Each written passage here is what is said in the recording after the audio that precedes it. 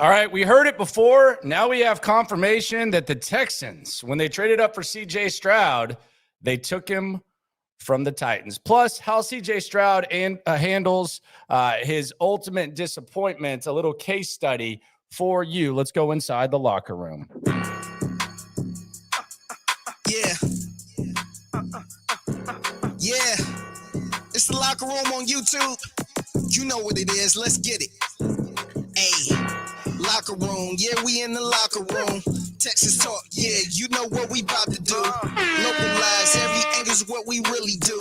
We the source, we the pulse of the city too. Landlocked, got the game in the headlock. Localize every time. All right, it is the locker room, number one source for Texans daily digital content. I'm Landry Locker. You can hear me Monday through Friday, 10 to 2 Central on Sports Radio 610 and the Odyssey app. We've been talking about this, the package deal that the Texans put together in order to acquire both CJ Stroud and Will Anderson. And we've talked about how, based on that mindset, based on the fact they wanted to get Anderson, that you draft CJ Stroud number one because you eliminate or you lower the market for what would have been the number 3 overall pick, or what was the number 3 overall pick for Arizona. And you wipe teams out. And we'd heard that the Tennessee Titans were one of the teams that potentially wanted to trade up for a quarterback. We didn't know who for, but now it comes out from Albert Breer. And I will take Albert Breer's word for it because he knows Mike Vrabel very well. He also knows Monty Ossenfort very well because of his Patriot connections. And Albert Breer says the Titans wanted CJ Stroud. They backed off negotiations with the Texans after the Texans acquired him, which makes the plan effective. And I think that there are a lot of angles to this, and we'll get into them and get the comments coming in. Subscribe, like, all that type of stuff. I think first, and I know that it might be the bare minimum, and you might be kind of giving them an attaboy and a participation grade. I think the Texans deserve credit for executing their plan. They wanted Will Anderson. They talked about Will Anderson and CJ Stroud, and they executed the plan effectively. Now, some would say, well, that's the bare minimum. Maybe so. Maybe the way in which they executed it, maybe it is the bare minimum. But in recent years, whether it was Jack and Bill not agreeing to a contract with Laramie Tunsil before and giving him all the leverage, the Texans, they haven't really been able to execute big plans and pay attention to those types of details. So I think first and foremost, the first way to look at this is that the 2-part plan had substance and the Texans executed it well. And got to give the Texans credit for executing that plan. I think they deserve credit for doing that and for making that happen. And I think it's blatantly clear. You hear some of the national media and you've heard some contrarian local stuff where, you know, they traded for Will Anderson. They traded for CJ Stroud. Like it was a package deal. D'Amico Ryans said as much about that and called it, you know, getting our guys, to where that's what it was.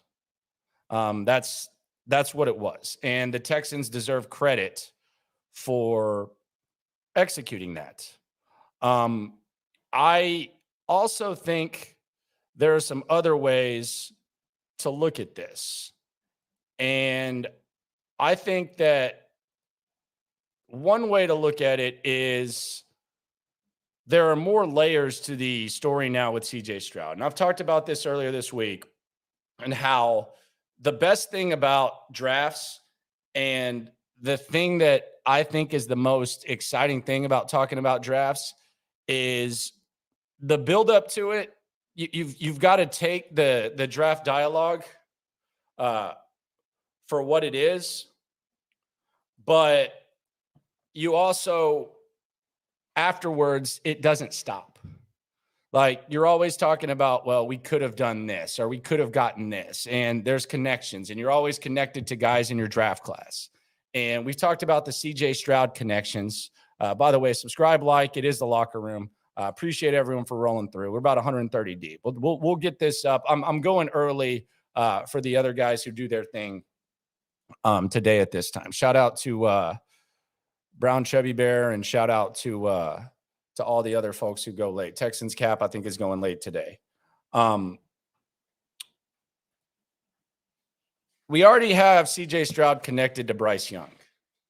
And if you are a CJ Stroud guy, and I promise I'm going to get to all your comments, but if you are a CJ Stroud guy and you want to feel good about it, I think Merrill Hodge saying that CJ Stroud was the only quarterback that he had a first round grade on. I think Merrill Hodge saying that was the only guy I had a first round grade on. I think it's Merrill Hodge is like the quarterback guru. I don't know why. I don't know if it was because he got sick, but ESPN getting rid of Merrill Hodge is the biggest mistake they've made. Because in my opinion, he's one of the GOATs. I thought he did a really good job. I thought he was classy. I thought that he was spot on with a lot of his analysis. I thought it had substance. I didn't think it had an element of clout to it. Like, Orlovsky, who has some good stuff, but Orlovsky's bought. And you saw that with the Justin Fields analysis. He just says stuff for TV. RG3 kind of bought.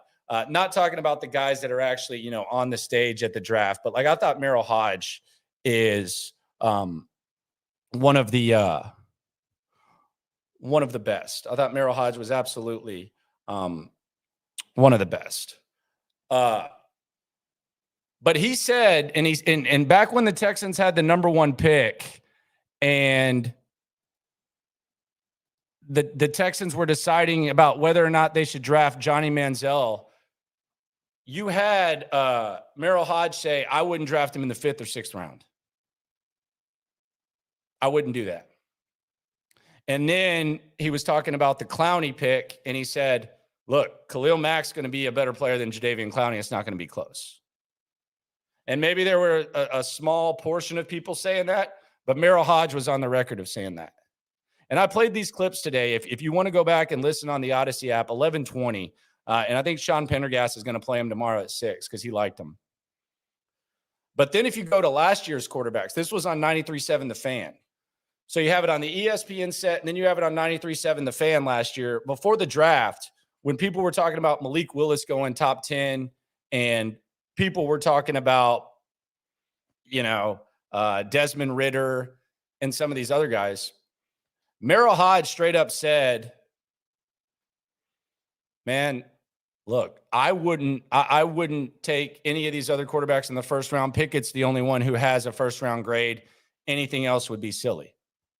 And all the teams seem to agree with Merrill Hodge.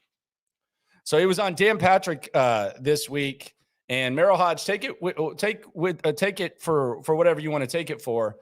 Merrill Hodge said that CJ Stroud is the only quarterback he has a first round grade on.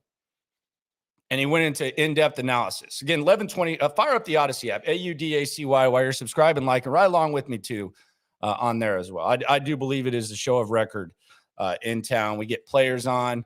We're at training camp. We're on the sidelines. We get everyone from ownership all the way down. We get them on, and we'll get all the players during camp because we're on the field during broadcasting there. So we'll get CJ, we'll get Will, we'll get all the guys. Promise you.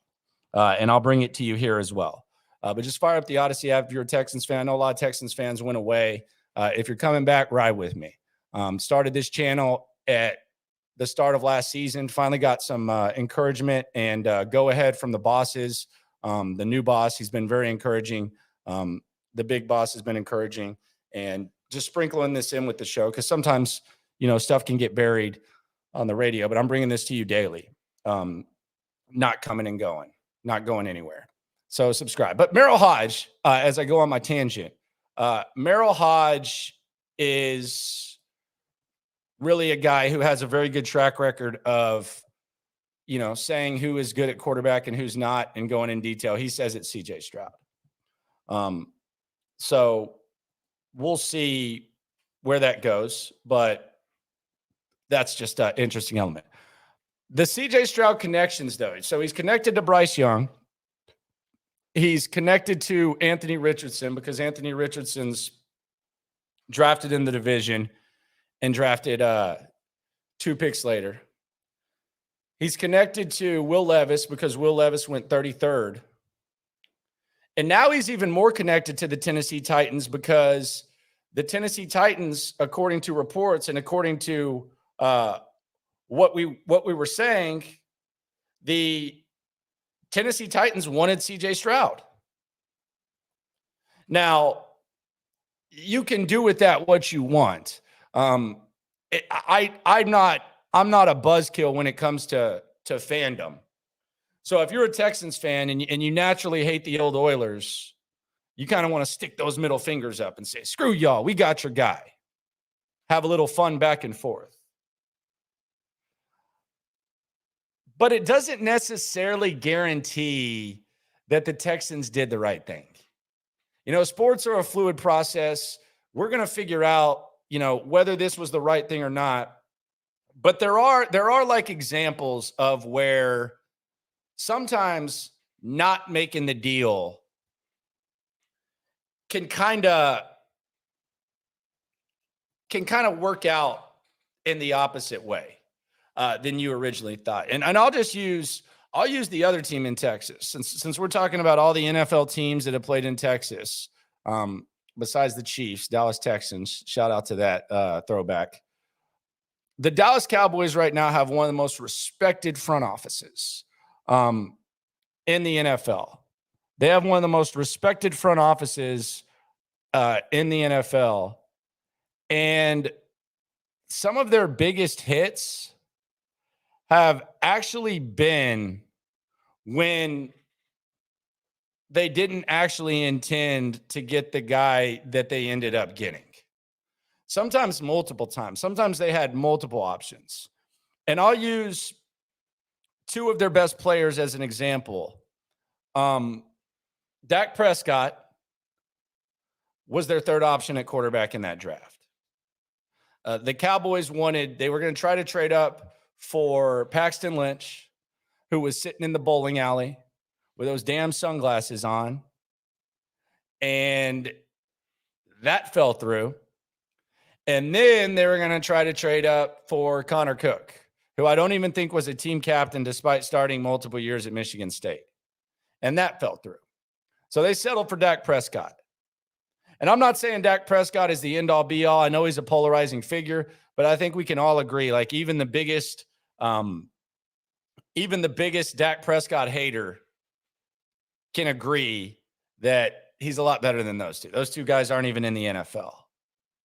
So sometimes when you try to make a move and you don't, it ends up working out for you, if we want to look at it that way. Same thing with Micah Parsons. Cowboys wanted a corner. 3 corners went off the board, and then the Cowboys decided to trade back.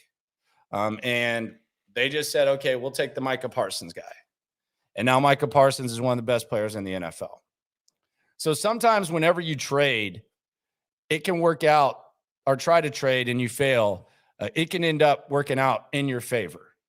You had it, but the other way to look at it, if you're the Texans, is sometimes when you're aggressive and you know that other teams are interested in a player and you go up and aggressively get them, it works out. See the Kansas City Chiefs in 2017. There were multiple reports where Bill O'Brien liked Patrick Mahomes more than Deshaun Watson. I would assume that the Chiefs kind of knew that, and the Chiefs went up there and they got Patrick Mahomes. They got their guy. Maybe because they thought the Texans were a threat. So that's just the beauty of like the draft talk. And I think it's awesome.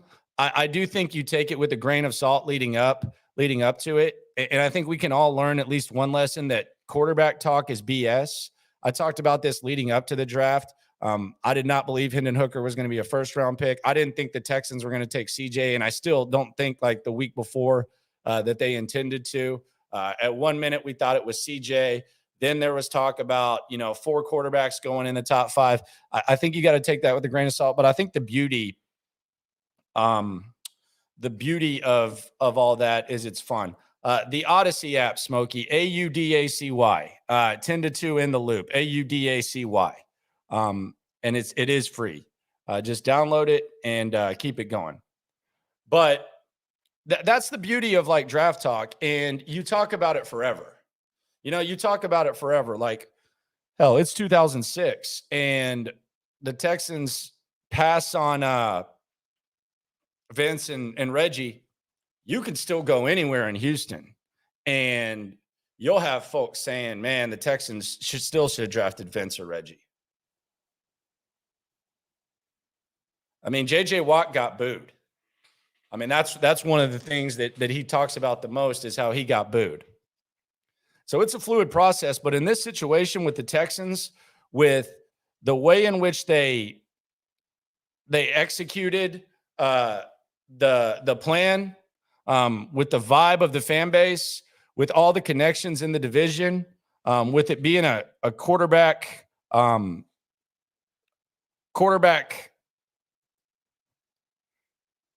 position and how polarizing that is, I think that you should just embrace it and have some fun.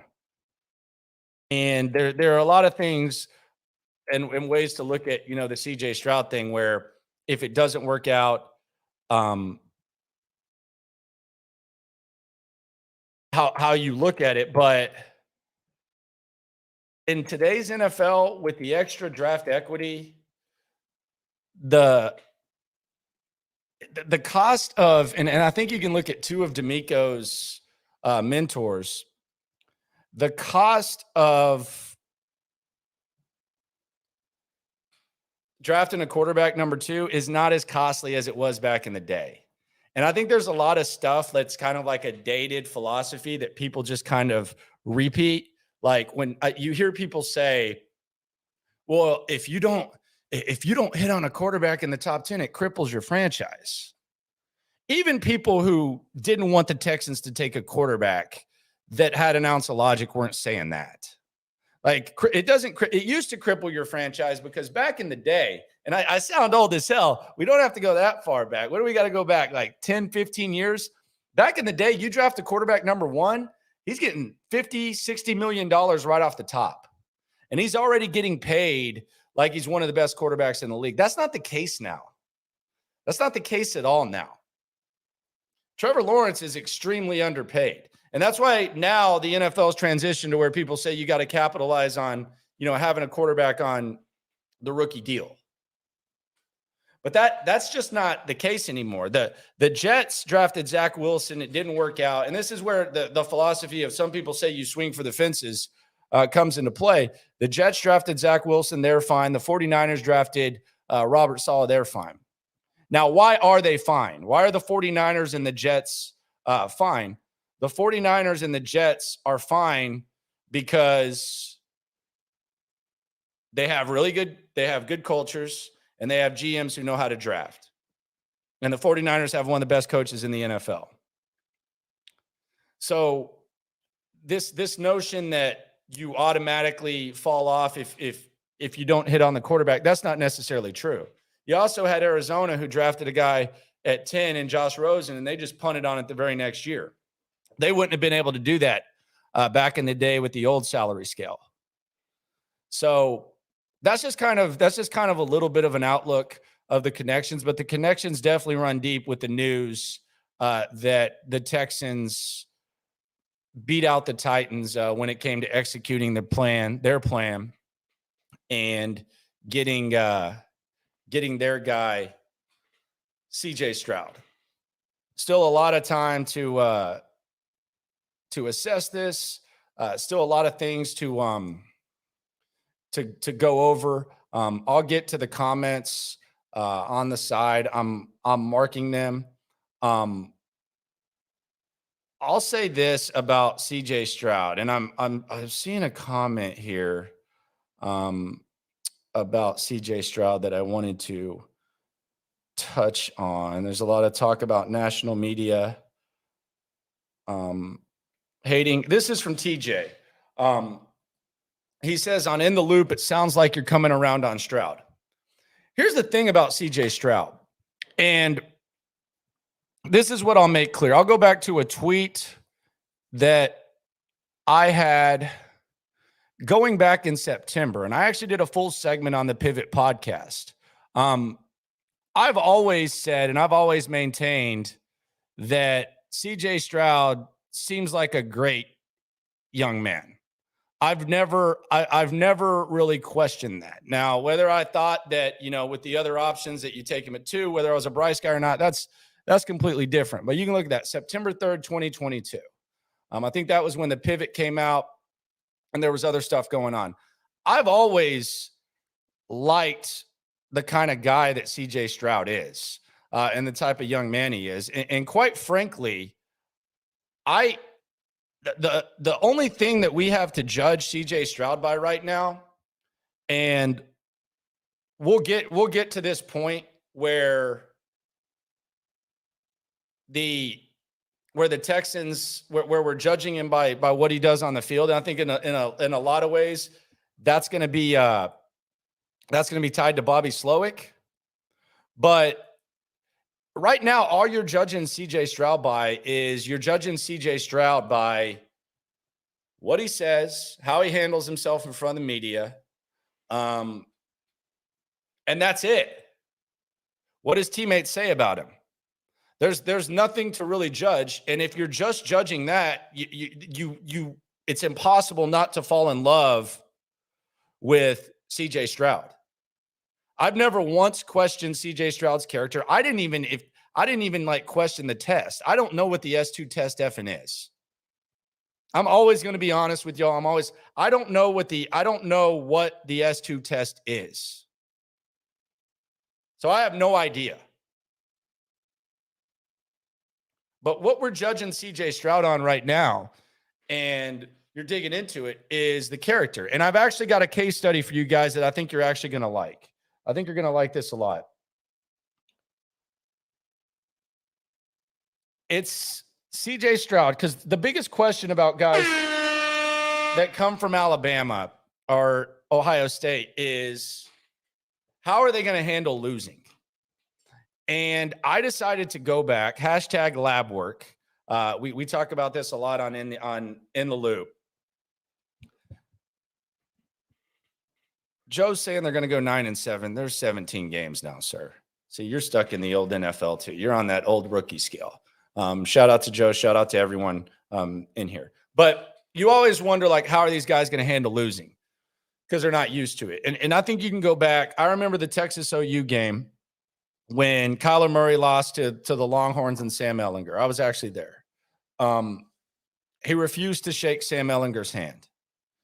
And look, it's understandable. Kyler Murray never lost a game in high school. Kyler Murray is one of the best high school players in the history of this state, which is one of the best football states. And outside of early at Texas A&M, Kyler Murray wasn't used to losing. So you saw him in that situation kind of go classless a little bit. And now you hear people talking about Kyler Murray. And Kyler Murray is, there's been anonymous teammates that have questioned him. There's been talk about him playing video games. There's been talk about work ethic. There's been talk about maturity with Kyler Murray.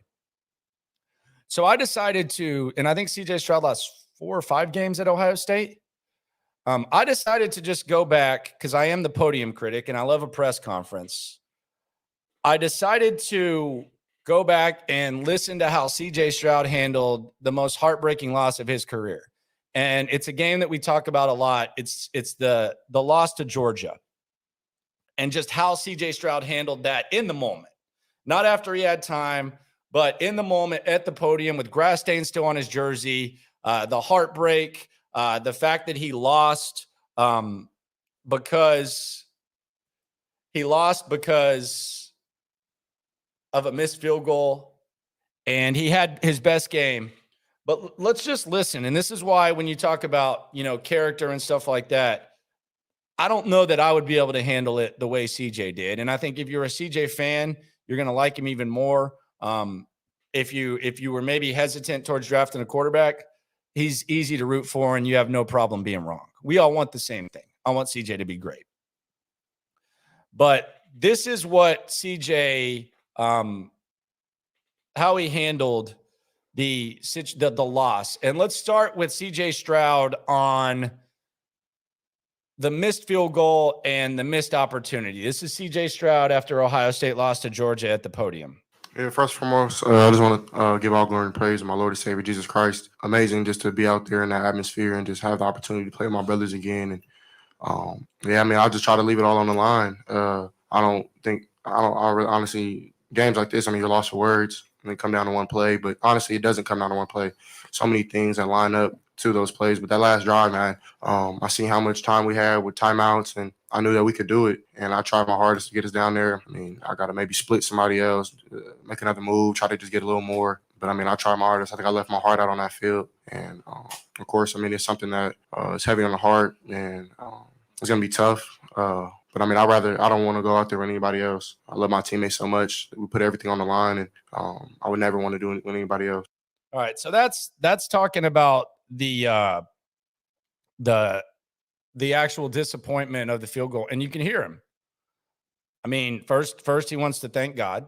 Then he wants to go into maybe blaming himself. And if you remember the game, he had the run that got them in field goal range. I guess he's saying he maybe could have cut up field. But he handled it like a professional, handled it like you want a face of a franchise to handle it.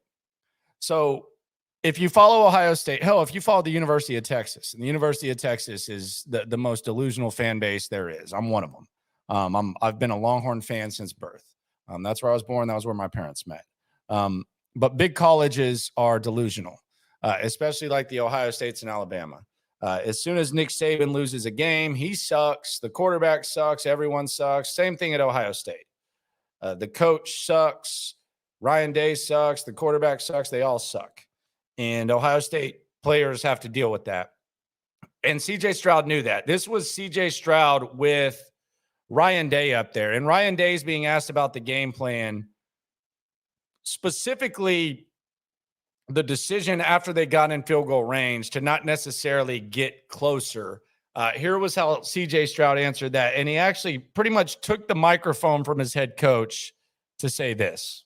Game plans are only good by the guys who can put it on the field. And, I'll be his guy.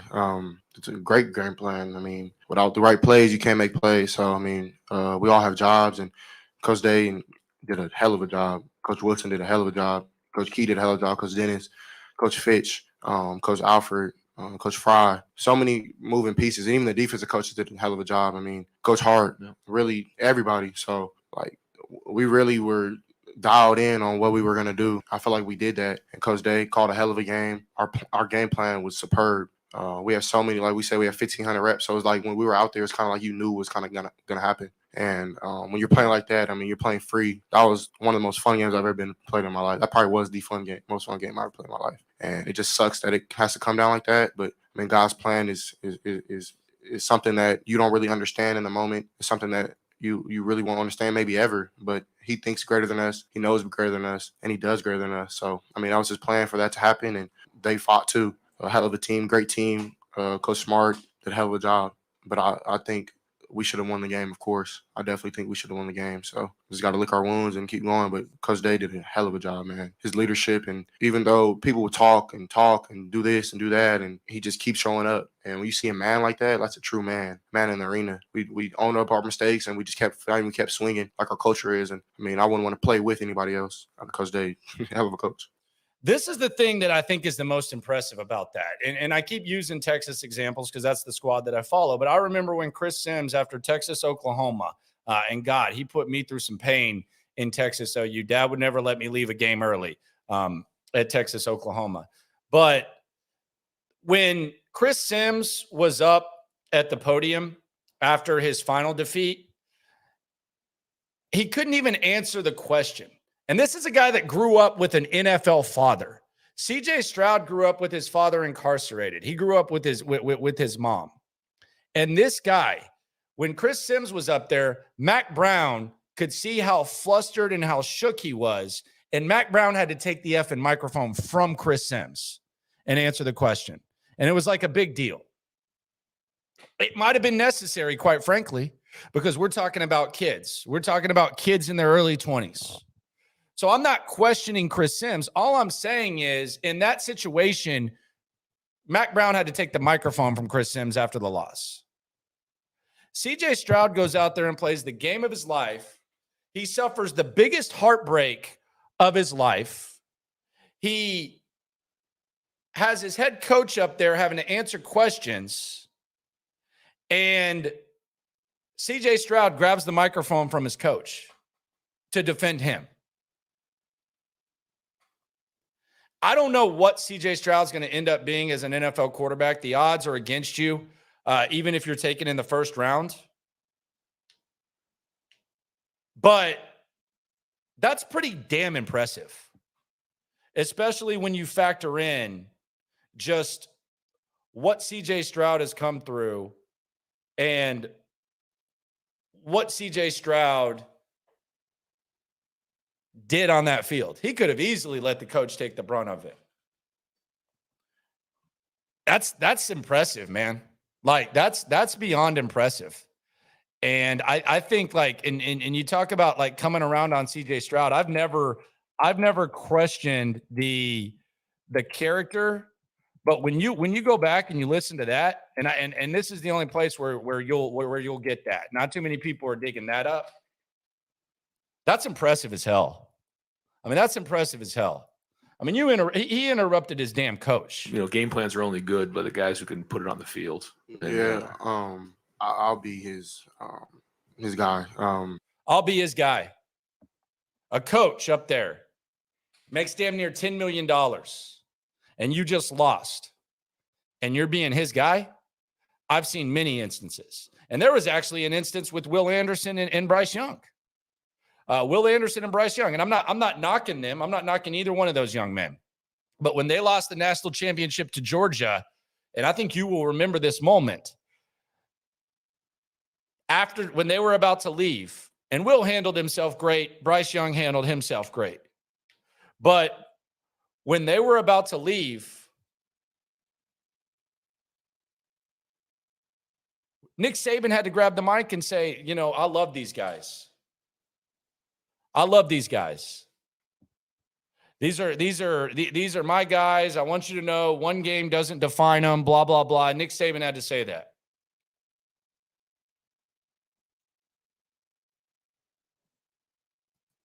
That's impressive, man. That's impressive, especially as a podium critic. That's impressive as hell for me. That's the type of stuff that gets me fired up. That'll win me over quick. That's easy to root for right there. That's great. Let's hear the final piece from CJ Stroud. And this is being asked about his own performance. As we try to, and there's reason for this, we're trying to see how he would handle defeat. Here's CJ Stroud summing up the loss and talking about how he handles defeat. At the end of the day, we had the mindset of we're going to let everything hang. We're going to go out, we're going to fight as hard as we can. We're going to swing as hard as we can. I feel like we did that. We were very efficient in the pass game. The run game started rolling a little bit, got a lot of positive runs. And I felt like we were very efficient. Just a couple of those drives where maybe that I missed a read or protection broke down, I got sacked, whatever the case may be. Maybe those were the reason why we lost. I mean, no one really knows, man. So, but I'm proud of my guys. Time and time after again that we just kept swinging, kept fighting.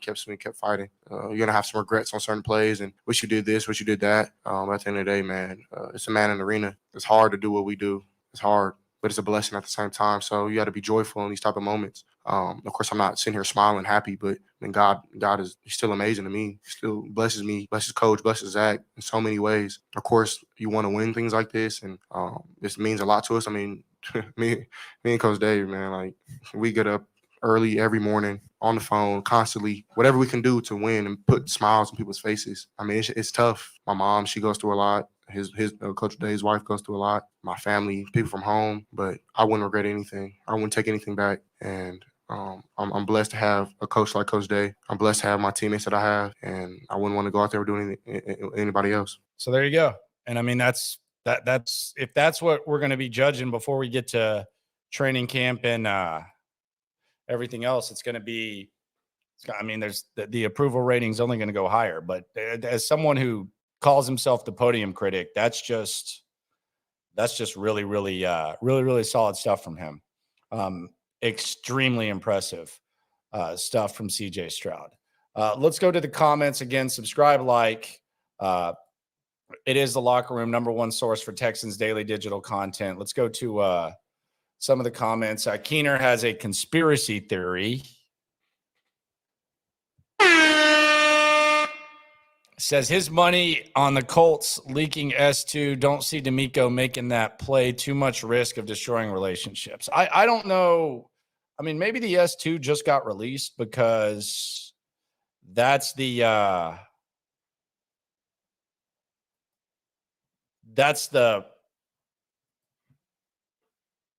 way that it goes. You've had Wonderlicks released and stuff. I don't know that there's some conspiracy theory. I don't know whether the Colts or Titans did that. That just seems a little bit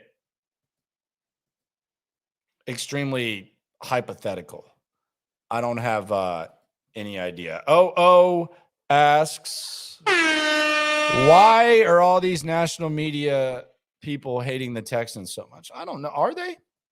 I haven't really noticed it very much lately. I feel like they've been getting a lot of love. Maybe there's a few that question the value of the trade. I think that's fair. Although I do think you assess it by the quarterback.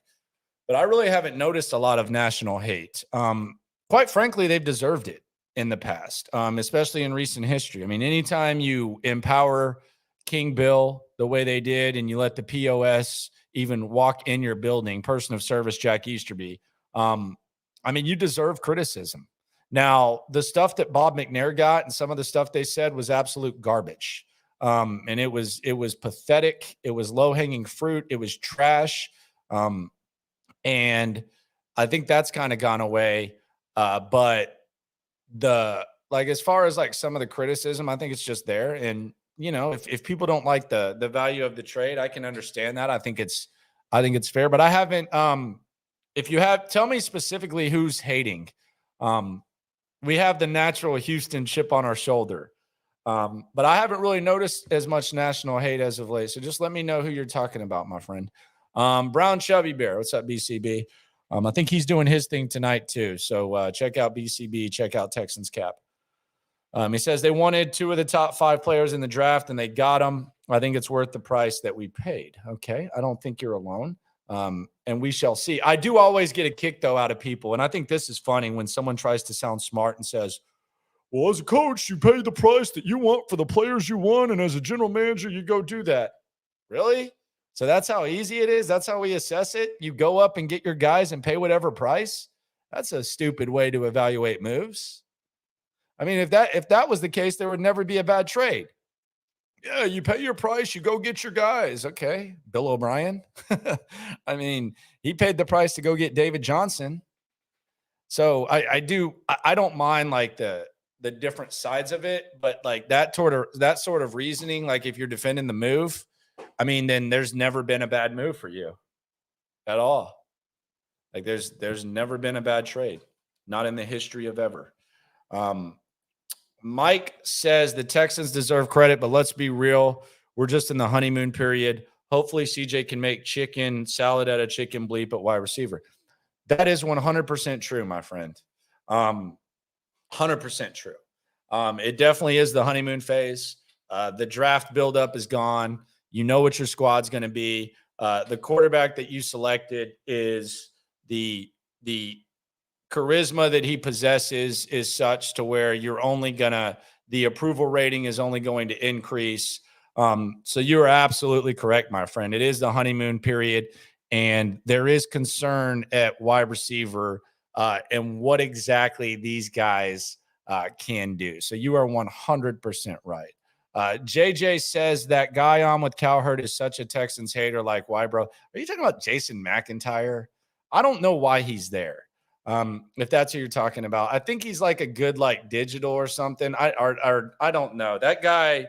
I don't understand the existence of Jason McIntyre. So you're kind of asking the wrong guy. Goyo Falcon says, I truly believe the Texans have a shot at winning the division. Our division is weak. The free agents we got, plus the draft class, will make a quick turnaround. Sure. I wouldn't pick them to win the division. Crazier things have happened. You've seen we don't know how good of a coach DeMeco Ryans is or isn't. And I think even just as importantly, we don't know what Bobby Slowick's going to be as an offensive coordinator. So, I mean, it happens in the NFL every year where teams that you don't expect to win the division, or they compete for playoff spots. But I think it kind of goes back to our guy earlier, my man who said that we are in the honeymoon phase. So that's fair too. Trenton Nettles, Landry, would the critics be happy if we took Will 2 and sent 3 firsts for CJ that way? We traded for a QB, LOL. Don't get how people don't see it was the cheapest route for both players. It's because people are either selectively dense or just flat out dense. It was a package deal. And we can get semantic, and you do still have to evaluate Will Anderson and say, was he worth being selected in the top 3? Brandon Scott brought that up. That's exactly. I'm not saying you dismiss Will Anderson from being evaluated as a top 3 edge guy. Same way that you would evaluate Jadeveon Clowney, same way you evaluate Aiden Hutchinson and Travon Walker last year.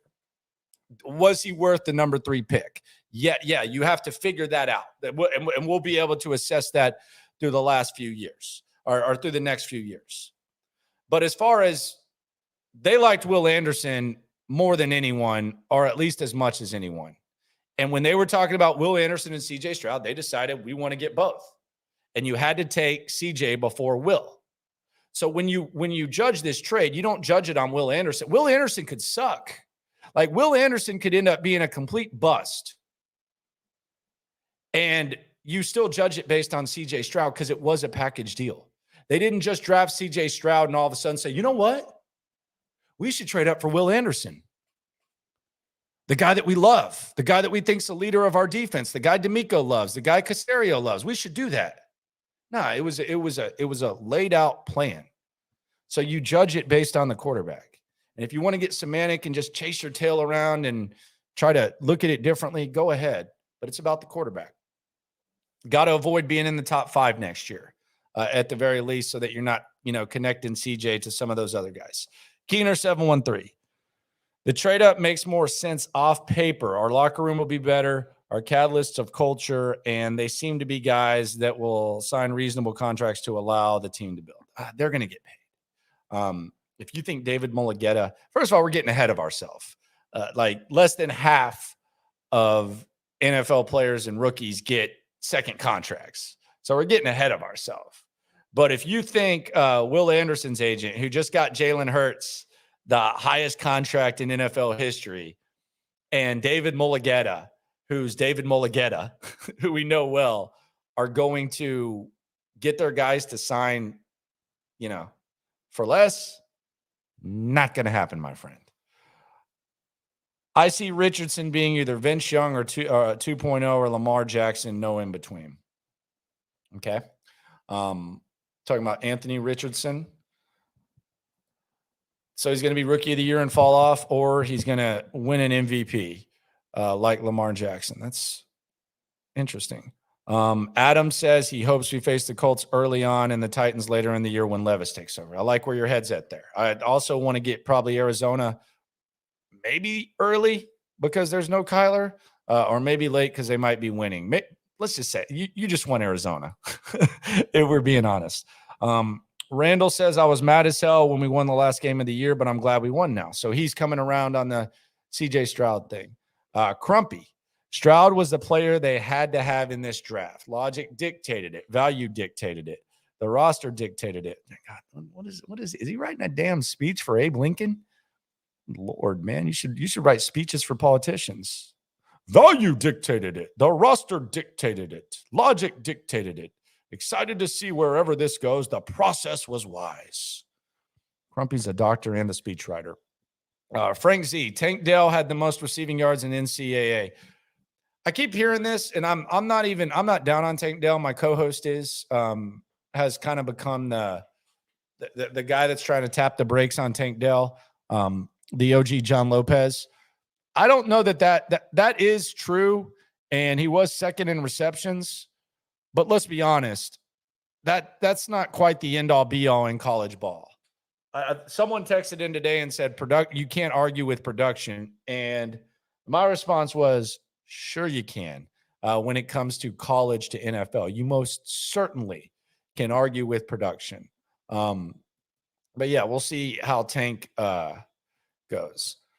MAB Squad 1914 says, I've been learning more about Juice and I now don't have an issue with them. How do you feel about the free agents we picked up? I like the free agents they picked up. I think they got 6 starters. Now the bar is low because the roster was so bad. But I like what Jimmy Ward brings from an intangible standpoint as well as a player. He was one of the NFL's top 100 2 years ago. He can guard guys inside, and he's going to be a very, very good resource for Derek Stingley and Jalen Petrie. I like Rankins on the interior D line. I also like Ridgeway. I think he brings a little bit more beef. I think Roy Lopez and Kirk Heinisch could be in trouble. I like Singletary as a backup running back instead of Rex Burkhead. I like Dalton Schultz. I like Robert Woods. I like Noah Brown. I like Shaq Mason. I think they did a pretty good job in free agency for sure. Rotten Oxford asks or says, I'm getting so effing fired up and I can see how a team can stand behind him and do the same. Holy crap. Talking about CJ Stroud.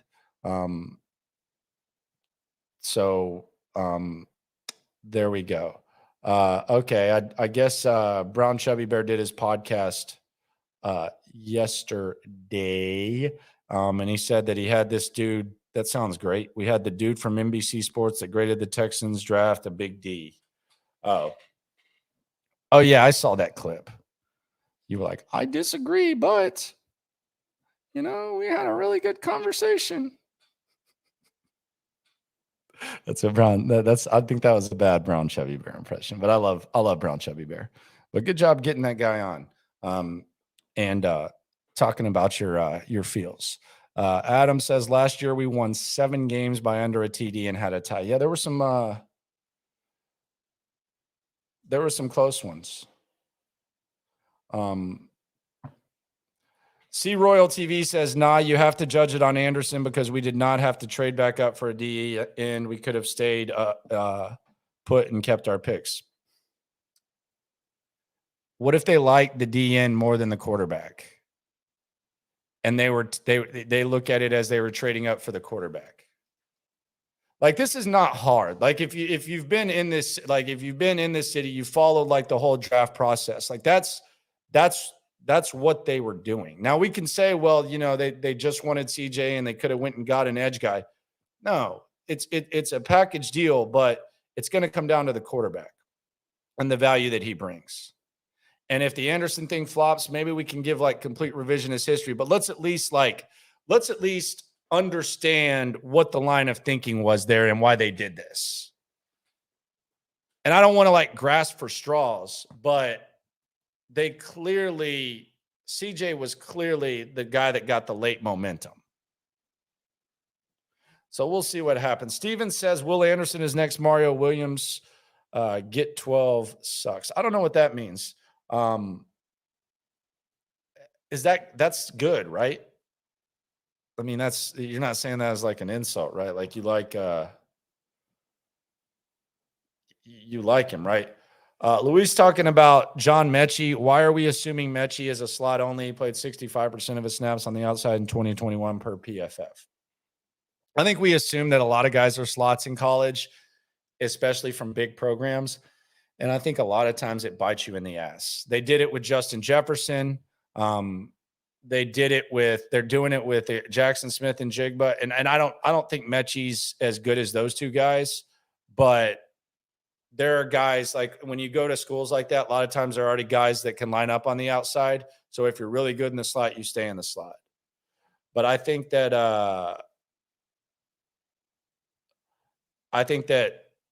a lot of people make that mistake with a lot of stuff.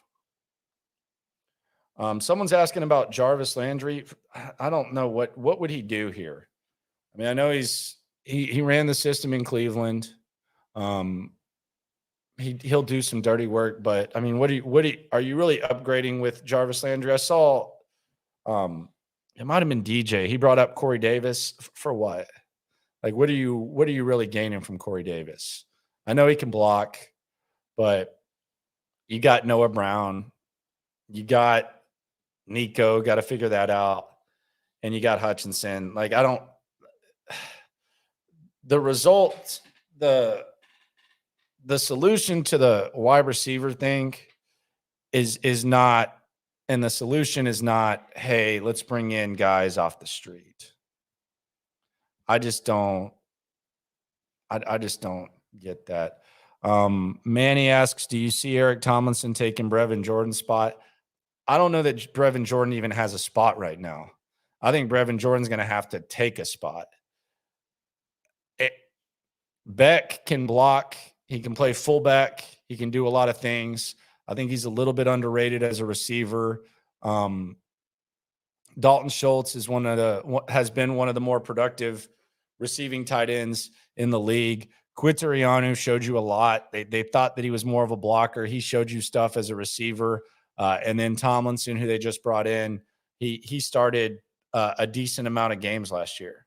So to answer your question, I would say no.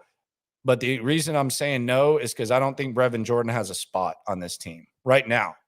Maybe he comes into camp and he just completely surprises everyone. And, he looks like he can bring an element that someone else can't bring. But I mean, we're talking about a guy who was healthy scratch last year multiple times, who's kind of been inconsistent catching the ball, doesn't block very well. I don't think he really has a spot. I think he's going to have to go take a spot. So my answer would be to that. My answer would be no. I do not think that, because I just don't think he has a spot. Chris, still don't know about the Juice Scruggs pick. Patterson and Whippler were both there in the 6th. Yeah, I don't know. I know you also had the kid from Arkansas. I'm not a center expert. I don't pretend to be a center expert.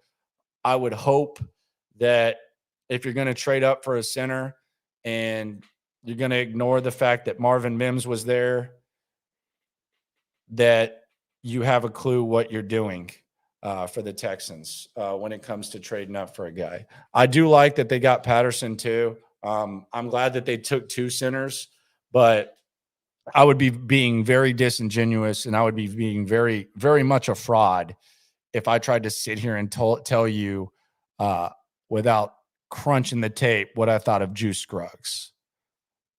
I do agree with you, though, that if you're looking at ratings, it did seem like maybe it was random for some people, but maybe they knew something we didn't. But we'll see. We'll see what happens. Venom asks, do I think that CJ Stroud will start week 1? Yes. That's a no-brainer. No questions asked. I think Case Keenum will be kind of a resource for him, but I absolutely think that CJ Stroud will start week 1. I don't even think that's a question. And we'll see how they lay out the game plan. Hell, next week we'll have a schedule release special here on Thursday when it comes out, and we'll break it down. I'm a schedule breakdown fool. I can do that right off the go. So we'll talk about the ideal layout, where the Texans are going to be, and what we think about the schedule. I do like where some of the minds are at as to when you want to face guys. Indianapolis early, maybe Arizona early or late. Will Levis late in the season for Tennessee. I liked where that was at. I'm not sure. What happened to Rex? I don't know. He's probably going to coach somewhere. I like Rex. He's not it right now. Major Pain, when are the Texans releasing Christian Kirksey? I don't know. They save, I think, $4.5-5 million by doing so. I don't know if it's going to happen. They did seem to they did seem to like him for a long time. I know Nick Caserio was calling him old Kirko. By the way, Caserio is going to be on. Man, should I even promote? Caserio is going to be on Pain and Pendergast 7:30 on Friday. I'm a little down on that. He was smacking strawberries last time when he was on the air. Big no. And Sean didn't ask him about the Lombardi stuff, so I was kind of mad at Sean about that, if I'm being honest. Felt like I kind of teased that and kind of let y'all down. Teasing it. So really no tough questions to ask here, though. I mean, it's just going to be all about the draft. So it should be a good interview. Maybe you'll get some strawberry smack. No Lombardi questions. You can have Lombardi on, but not him. That one kind of hurt me. Someone's asking where the Tiger Woods hat is. Man, it's in the closet. Got 2 of them. Sam's asking about a roster prediction. I don't know what the hell you want from me there. Who's going to be the biggest positive surprise sleeper from the draft and free agency? From the draft, I think it could be Hutchinson. And I also think it could be Noah Brown. 2 guys who are receivers. They're bigger and they can make plays in certain times. Noah Brown, at times for the Cowboys, there were some drops, but he can block. And there was times where he made big plays. I would say Noah and Hutchinson would be the 2 guys there. And the other thing is the opportunity is pretty high. So I would look into that. But I appreciate everyone for rolling through. Texans cap, and I don't know who he's having on today. They're going to take it away at 9:00. Tomorrow on the show, we got some pretty good stuff lined up. Brandon Scott has a lot of takes. Let's see what all B. Scott's got takes on. Hell, I'll just pull up the show prep. You know what? I'm feeling friendly. I'll just pull it up. Just give you a little preview of what we got going. So B. Scott's got some talking about play callers, D'Amico, intrigue. So yeah, there's a little bit of that little preview. Turn it on at 11 and you'll be able to check that out. But I appreciate everyone for rolling through. No matter what happens with the Texans, we're all in this together. Hope you enjoyed the CJ Stroud handling defeat. Hope you enjoyed the angles. Go back and check out some other videos. I've talked about the CJ Stroud connections. Did a couple of other lives this week and a couple of other videos. So just go ahead and subscribe, like, ride along. Ain't going nowhere. Number 1 source for Texans daily digital content. Download that Odyssey app. Let's get it. Appreciate y'all. Yeah. Yeah. It's the Locker Room on YouTube. You know what it is. Let's get it. Hey, Locker Room. Yeah, we in the locker room. Texas talk. Yeah, you know what we about to do. Localize every angle's what we really do. We the source. We the pulse of the city too.